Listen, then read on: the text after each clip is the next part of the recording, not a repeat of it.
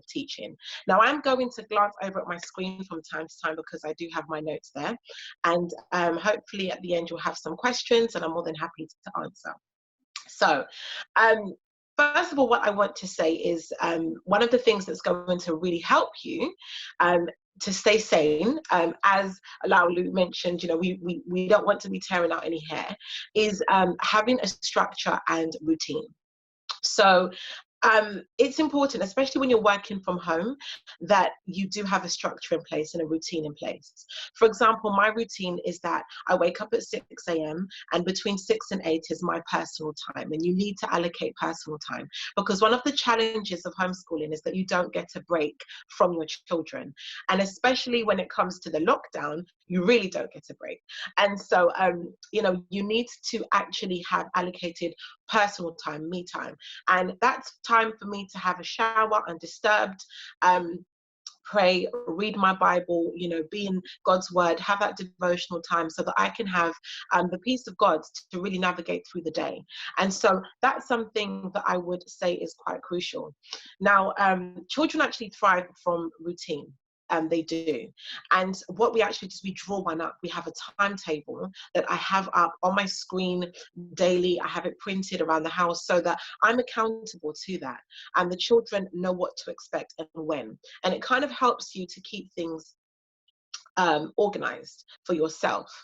And so time is allocated for when I make calls, time is allocated for various activities that I do around the house, housework and so on. And so it's something that I've really valued.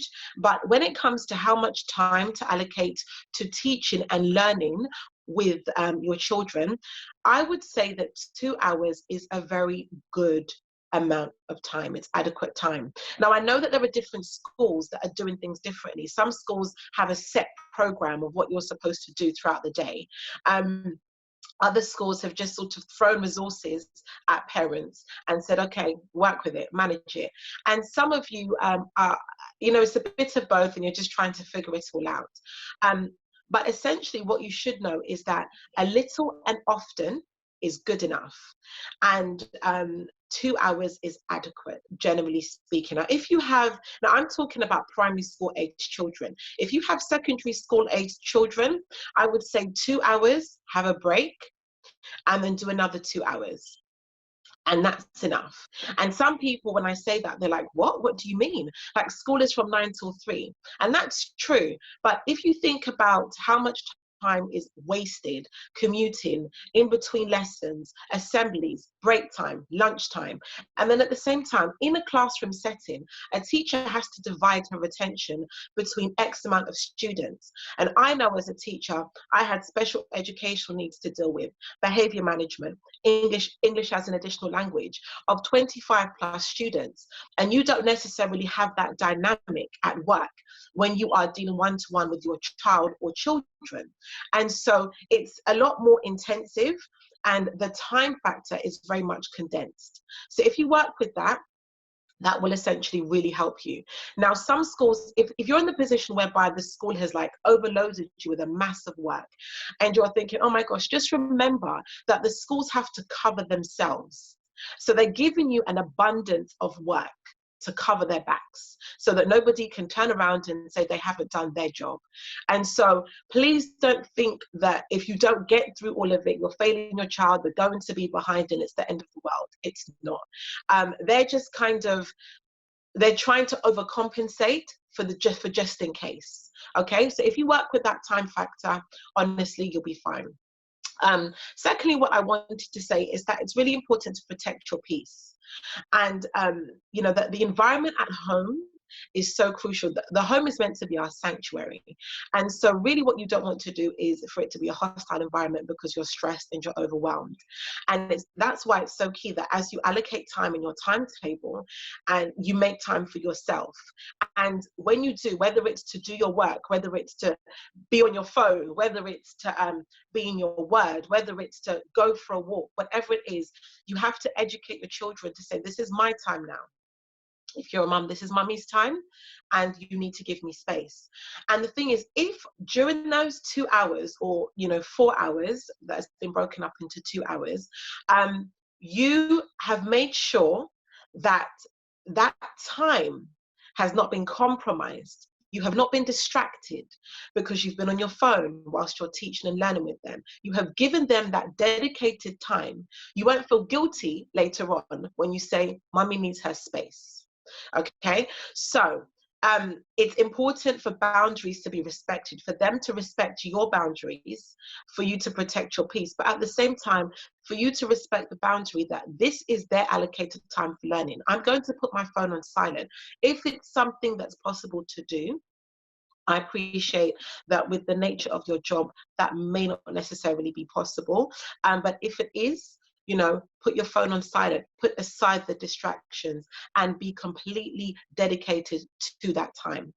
Now, if you find yourself constantly checking your phone and being distracted, what you will experience is that time whereby you are teaching and learning with them, it gets dragged out. And so it ends up being a lot longer because you're not focused. And so it's really important that you try to dedicate that time and you protect that time for them. And so I hope that helps. Now, when it comes to the teaching and learning aspect of things, there are certain key factors. One of them is setting the right atmosphere, and that can be achieved through, first of all, having an allocated space for learning. We actually have a dedicated room, which is the room that I'm in, but your home may not be able to facilitate that.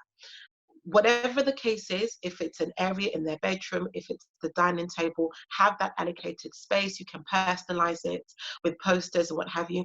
But it's helpful if there is that protected space and it's an organized environment. It's clutter-free. I don't know about you, but if I walk into a room and there's just mess everywhere, I can't function. So I lose it. I need the space that I'm in to be organized. And so that really, really does help. Secondly, when it comes to setting the right environment, establishing the right environment and atmosphere, classical music. Now, the benefits of classical music are twofold. First of all, it really does help to provide a calming atmosphere when you put on classical music. So what I have in the corner of the room is a computer that I use as a desk space. And that's where I work from. So that's my office section. And what I simply do is search on YouTube calming or relaxing classical music. That's very important because you have different types of classical music. Some of it's like da da da da. You don't want that. And so you need to actually be specific. You need to type in relaxing classical music, calming classical music for studying, and you just have that play in the background, and it really does help with calming the atmosphere. Research has found that classical music has very good benefits to the intellectual and educational development of children. And so I'm not a fan of classical music. I'm more of a gospel Afrobeats woman, but when we're learning, that's definitely in the background. And thirdly, what I also do is I start our learning time with prayer. And so we all sit around the table and we commit that time of learning to prayer. And I get the children involved. I get some of them to say prayers as well. And I invite the Holy Spirit into that time because I don't want to make the learning experience unpleasant for them. I want them to enjoy learning. Children learn so much better when they enjoy it. And so I invite the Holy Spirit into our session. And so those are, some things that have helped me when it comes to setting the right environment and so on. Now, one of the things that will also help you with having the children at home is to remember the saying, feast today, famine tomorrow. And one of the tips that I have is if you have, for example, 3 children, have 3 cups, and then you place them in the kitchen and you put your snacks in those cups, and those are their snacks for the day.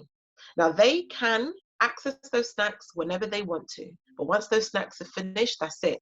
No more snacks for that day. Because you don't want them to be eating out your house. And adding another factor of stress to things. Going to the supermarkets, you know, as and when we want to, is not a luxury that we have at the moment.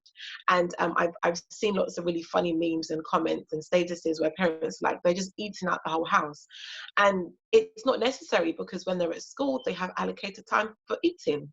And they have certain portions of food for eating. They don't get the opportunity to go for seconds at lunchtime, for example. So you've got to see it in that way.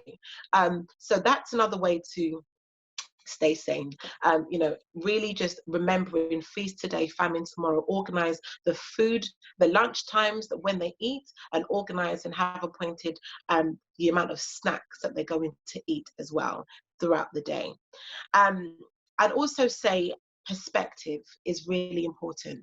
Now, as a teacher, as an ex-teacher, I should say, my conviction, and I really strongly believe this, is that parents should not be relying on the schools to educate their children.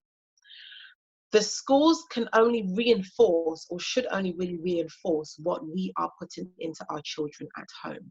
Because as a teacher, I am catering to the average. And, you know, I don't know about you, but I'm not looking for average with my children. Do you know what I mean? I'm sure many of you feel the same way. And so this is really a good opportunity, because if you have the perspective that I'm really learning how my child learns, there are different learning styles. Okay, and that's something that you can Google and you can look into.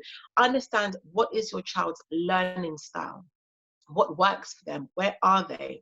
And this is great, because when they do go back to school, or if and when they do go back to school, it's something that we need to be doing in terms of supporting our children's learning at home as much as possible, because I have this belief that our children are our only legacy that we are, you know, that we're going to leave. Well, one of our main legacies that we're going to leave behind on this earth. And so I'm determined. I'm absolutely determined to make sure that we do our utmost with that. And so this is a fantastic opportunity to really kind of get to see how they learn, but also certain character traits. So, for example, my middle son has a very slight lazy streak. And, you know, that's something that I'm working on, and I'm making sure that if you want to give up, it's not really an option. You know, we're going to finish this.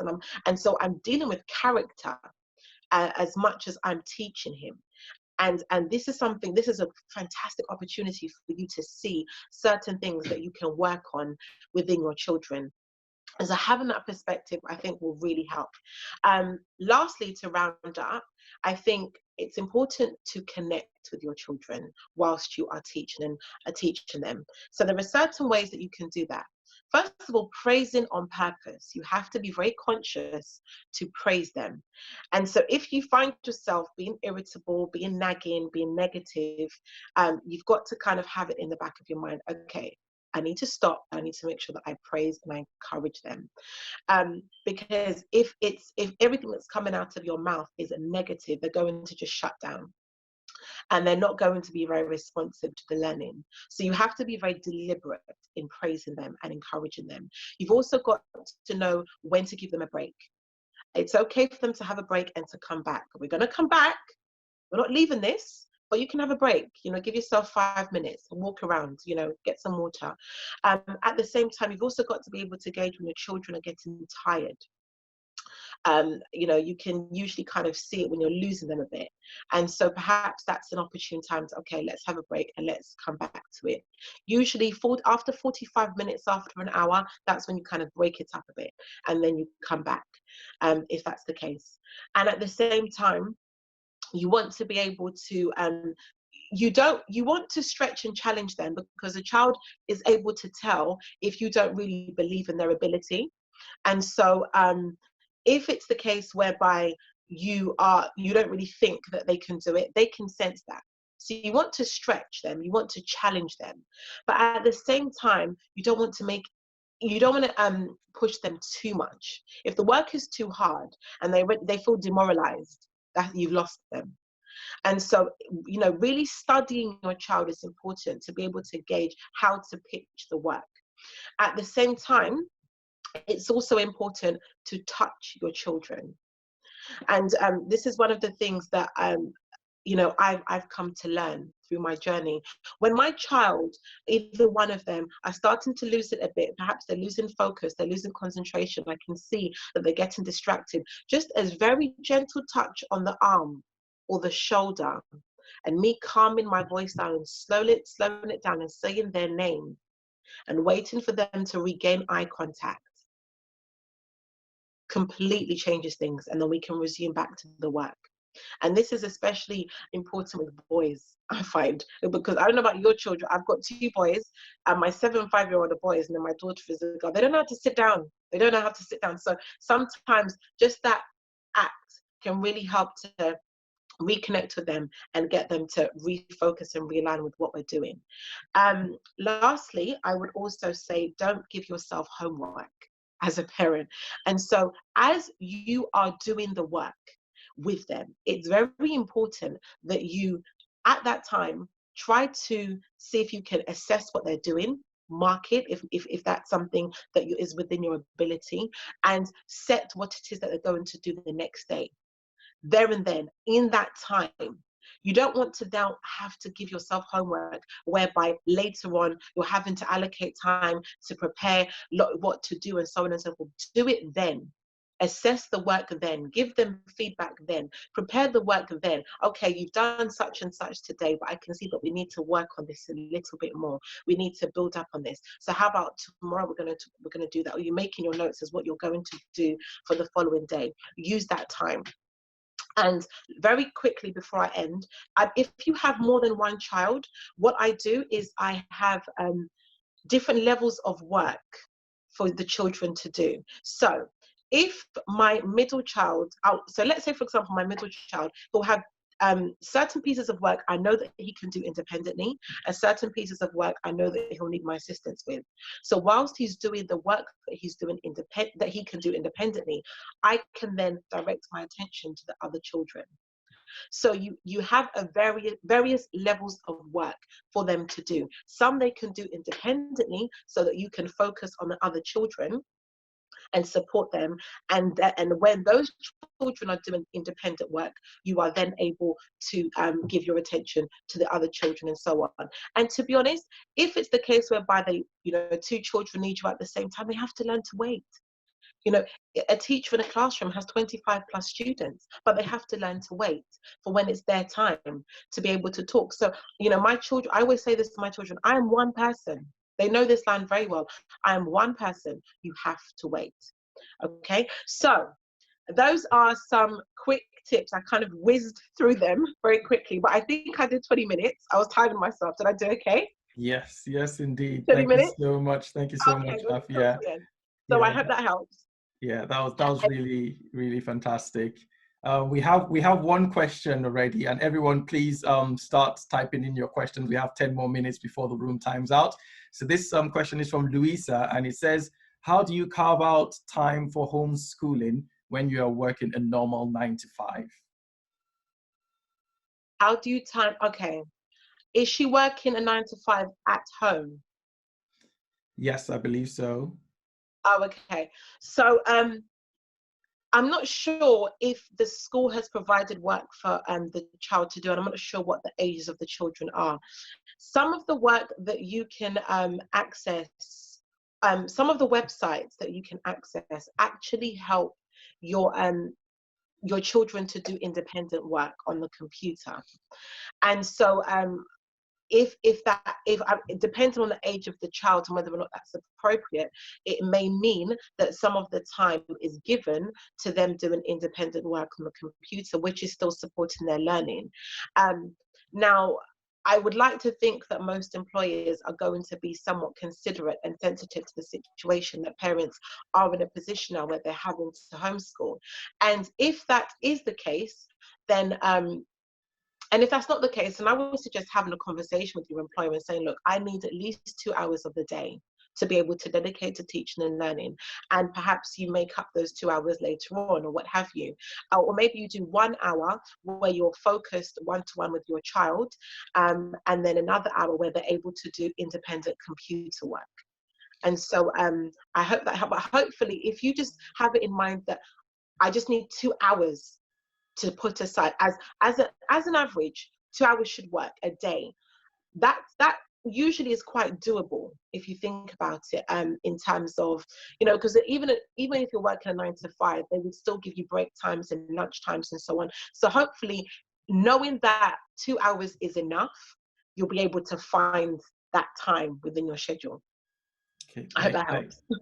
thank you so much. Thank you so much. That's really great. And like you said, yes, most employers should be sympathetic to what parents have to Yes. do at this time. And I Yeah. love what you said about the 2 hours, the 2 hour slot, and just making sure that it is that 2 hours. Okay, so I have another question here from Elizabeth that says, do you have an example of a template of your timetable? Absolutely. So I actually have a YouTube channel that I set up, because what happened, because sort of my friends knew that I homeschool, I kept being bombarded with questions and I couldn't stay on top of it. So I actually created a YouTube channel and I did 10 videos of top 10 tips. And I've provided on those videos links to lots of really useful websites. And the majority of them, if you contact them, they are given access for free during this lockdown period. But on all of the videos, I provided a link to my timetable, which you can download.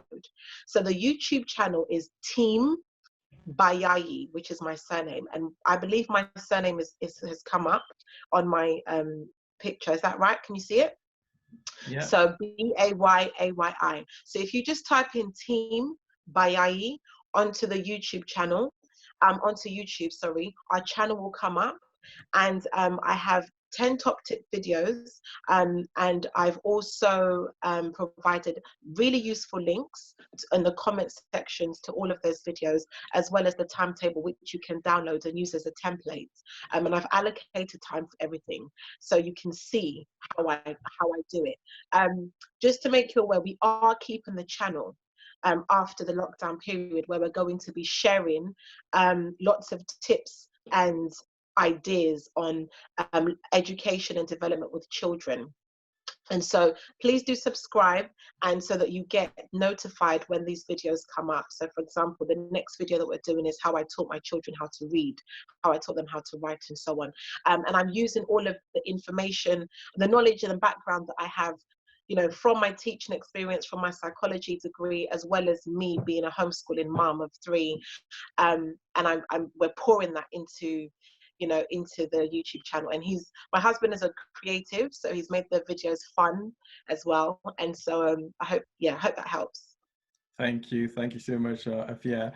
Tola has a question, but Tola, I think what she said just now answers your question. So you're looking for more resources and links because you're considering homeschooling your son from now on, which is Okay. great. Yeah, that's amazing. That's what I like to hear. And you know what? Even if this is what I always say, homeschooling doesn't have to be the be all and end all. You might decide that you want to take your child out, and for those formative years, you homeschool them and then you put them into the school system afterwards.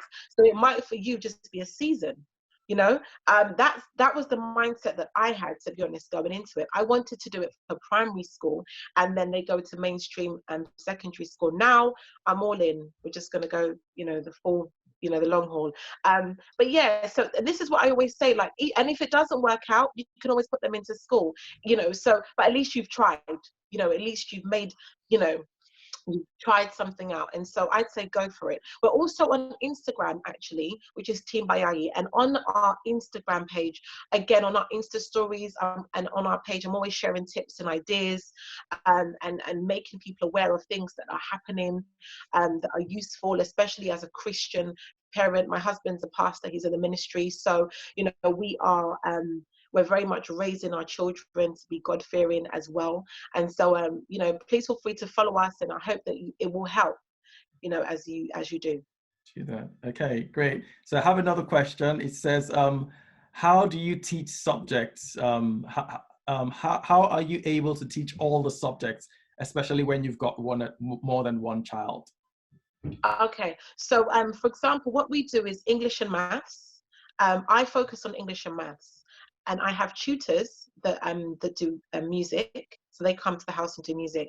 What you'll find is that within the English, the home ed community, things are a lot cheaper, and so we don't pay nearly as much as what other people pay for things like tutors. And so we have tutors for music, and they actually belong to classes for languages. And so we have, within the homeschooling communities, what you find is that you'll have groups of parents that will get their children together and have a teacher that will teach a particular subject if they aren't a specialist in that. And so my children attend a French class, and they go to her house, and this French teacher, she homeschooled her children, and she's a French native, and she teaches French to homeschool children. And so they go to French class, and so they have friends, and they have the class dynamic as well. And they also have a tree class, which is my mother tongue because I'm Ghanaian. And so they have that. And then when it comes to sports, they're signed up to swimming, and we have a homemade swimming group in their what's it called, in the local leisure centre. So it's in the day and it's not after school. They do athletics, they do football, they do boxing, and so I keep my children busy because I've got boys and they've just got a lot of energy, and my girl thinks she's a boy, so she's got in terms of, she copies her brothers, and so she has just as much energy as them, so I keep them busy. And so I focus on my specialist areas, and just to give you an idea, for French, for example, we pay £5, £4 for the session, because all of us parents, we split it up, and they get their French for the week. For example, the music teacher, she comes in, she does all 3 of my children piano, so it's a lot cheaper, that sort of thing. So yes, it's definitely doable. Nothing is missed out. I'm going to be tackling subjects like geography and history later on, but I feel like I want to get the foundation first, which is, those subjects. Yeah. Thanks for that. So I have another question here, another great one. It says, this is from Faith. It says, how do you ensure your reserved children get social interaction outside your family units? I always say they're not living in a hole. I'm a very social person, and we go to church, and so they have their church friends. We have family, and in some of their classes, they have their friends as well in those classes. And so they're constantly, when we go out, obviously the lockdown is a bit different, but when we go out and we're at the till, I'm encouraging them to engage in conversation with the person at the till, for example, as I'm teaching them about currency and about the different coins and about why the change is what it is, so every opportunity is learning opportunity. So yes, that's not an issue at all. If you met my children, they're not socially awkward or weird in any way, shape or form. And you make friends with other home educated parents. So for example, one of my friends, she's a homemade mom. Our sons, our 2 eldest sons are pen pals, and we get them to write letters to each other because we're teaching them how to write a letter. And we use that as a basis for English lessons.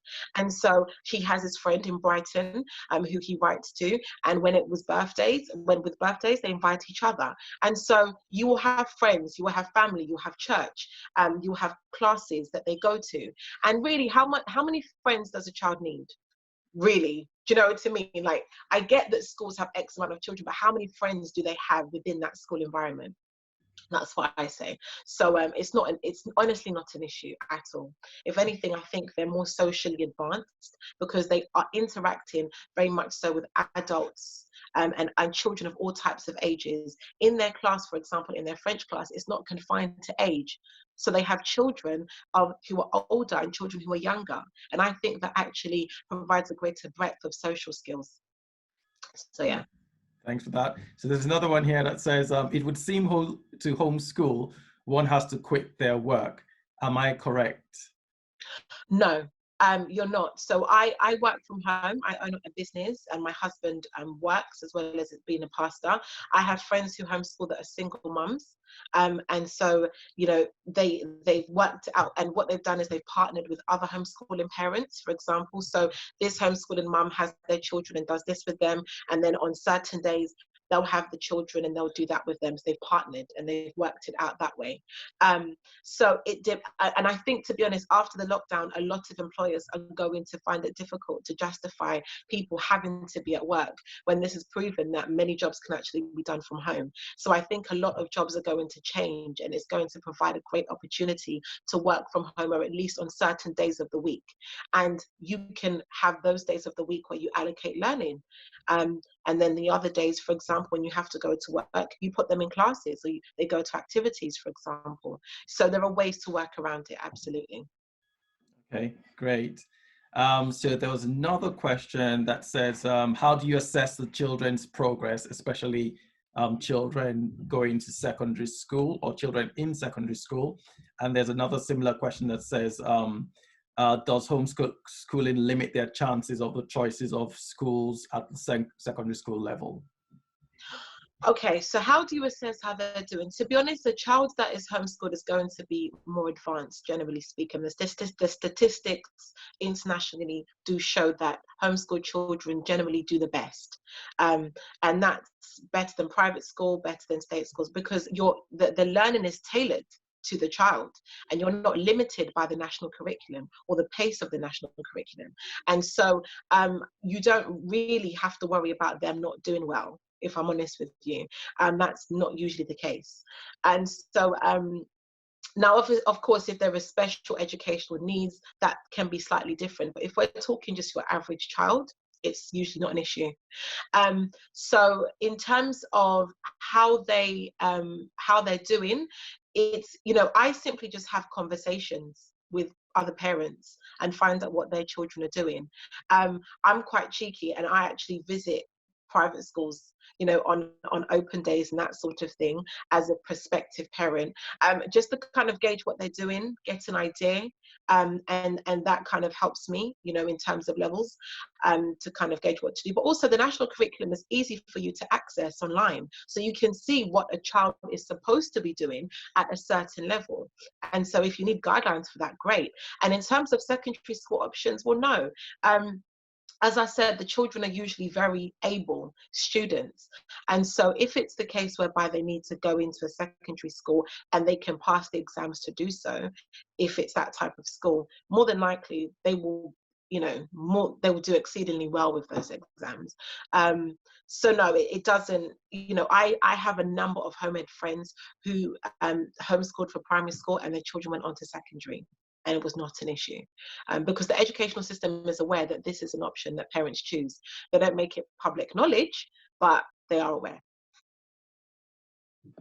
Okay, great. We have another question that asks about how much time should I be homeschooling, or how much time should I dedicate to tutoring? And that question is from Annette. Okay, so as I was saying, I think 2 hours is a good amount of time. If it's dedicated focused time for primary school age child, 2 hours is great. If they're secondary school, I'd say 4 hours, and then you break it up into 2 hours. So 2 hours, and then you have a break, and then another 2 hours. What was the second part of the question? Sorry. How much time should you ideally be spending a day tutoring? Yeah, and so and with tutoring, to be honest, it depends. So for my son's drum teacher, his session is about half an hour. With the music lesson, music lessons tend to be about half an hour. Language lessons tend to be 45 minutes to an hour. So usually it depends on the tutor, how much time they want to allocate, to that time. But in terms of you daily, I'd say primary school age children go with about 2 hours, and give or take, and with secondary school children 4 hours, and then you break it up 2 hours and 2 hours. Okay, great. Thanks again. No problem. So we have a few more minutes before we time out. Are there any other questions that you wanted to ask? The question I was going to ask was around the curriculum, but I think you touched on it a bit. So can you expand on how we can get the curriculum for homeschooling and stuff like that? There is no curriculum for homeschooling. There are many curriculums for homeschooling. There are many Christian curriculums as well. And one of them, which the name escapes me, Oh my gosh, but it's actually very respected by educational institutions, and the children do really well with it. And in terms of its parallel to GCSEs and that sort of thing, and I can't remember the name, that's really annoying. I will give the information to Laulu as soon as I do remember it. But there are many homeschooling curriculums that you can sign up to. So at the moment, I'm still doing research as to which one I want to do. No, it's not Teach First. Someone said it's Teach. It's not Teach First. I'm really annoyed that I can't remember. I'll do my best. But there are many homeschooling curriculums. I'm still doing my research as to which one I want to do. At the moment, I get most of my resources from Poundland, Lidl, and Aldi. They always have workbooks that you can use and that you can buy very cheaply, and we go through it. They are very age relative, and so we're working through those. And so that's what I do, and I'm still yet to decide which curriculum. It's a wide respected curriculum. Which one, Mamsie? What's the name? I can't remember the name. But yes, there are many curriculums to choose from. And so it's about, and this is the beauty of homeschooling, you are finding out what works for your child, and you're tailoring it to them, what works for your household, what aligns with your beliefs and values and your philosophies, and the end goal. What is the end goal? The way that I approach this, I'm thinking of the end goal of what I want for my children and who I want them to be as they face the world, and I'm working backwards, and so that is influencing my approach to teaching and learning and everything that I invest in and what it is that I put into their educational experience. And so there are many to choose from. But if you follow us on Team Bayayi, either the Instagram or the YouTube or both, and you write comments and you ask questions, I always respond. So yeah. Okay, great. So there's one about, is there a recommended platform for 14-year-old homeschooling? Yes, so it would be one of the curriculums, to be honest. There are many though, that's the thing. And so it's just a matter of which one you choose. Do you know what I mean? There are many to choose from. So I need to try, and I'm more than happy to put together a list and send it. If you send me a DM via Instagram, or if this is something you're seriously thinking about doing, or if you write a comment on one of the YouTube channels, YouTube videos, I'm more than happy to put together a list for you, and you can look into researching it yourself. But there are many curriculums that you can follow, and that take you all the way through to GCSE, some of them all the way through to A level. And so yeah. Okay, thank you so much, Afia. Thank you No for your time. Guys, we're going to time out in about a minute, but just to let you know that this session has been recorded and we will share it with you.